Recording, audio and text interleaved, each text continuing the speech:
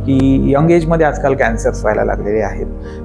त्या कॅन्सर्समध्येही प्रेग्नन्सी अतिशय घातक असते, आई आणि बाळ दोघांसाठी घातक असते.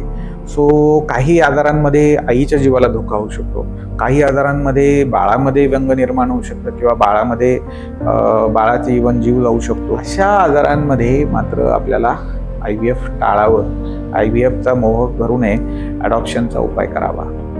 नमस्कार, मी डॉक्टर दीपाली आणि तुमचं स्वागत करते चर्चा तिच्या आरोग्याची या खास पॉडकास्टमध्ये. आता प्रेग्नन्सी ही अशी गोष्ट आहे, ती काही ॲमेझॉनवरून बेबी डाउनलोड करून घेता येण्याजोगी गोष्ट नाही आहे. वैद्यक शास्त्राच्या दृष्टीने कुणामध्ये IVF गरजेचे असतात, हा अतिशय महत्त्वाचा प्रश्न.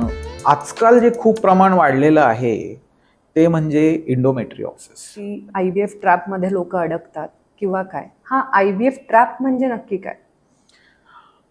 IVF ट्रॅप किंवा इन्फर्टिलिटी ट्रॅप, काय कारणाने ही भीती निर्माण झाली आहे, मी का प्रेग्नन्सी राहणार नाहीये आणि काय करू म्हणजे राहील. रादर ह्या भीतीमुळेच बरीचशी लोक आमच्याकडे आलेले असतात. पण ह्या भीतीचं निरसन करण्यासाठी जे अखंड चिंतन चालू होतं त्यालाच चिंता असं म्हटलं जातं.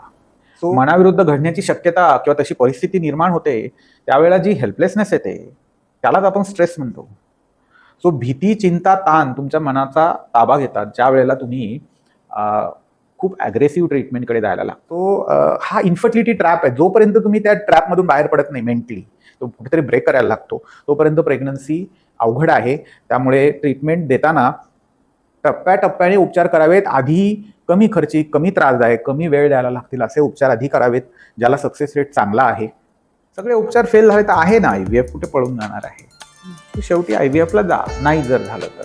पण युजली 80% लोक पहिल्या 2 स्टेजमध्ये जर कन्सीव्ह होत असतील, पहिल्या 6-7 महिन्यात, तर मग IVF डायरेक्टला त्याला जम्प करणं is not a wise thing to do.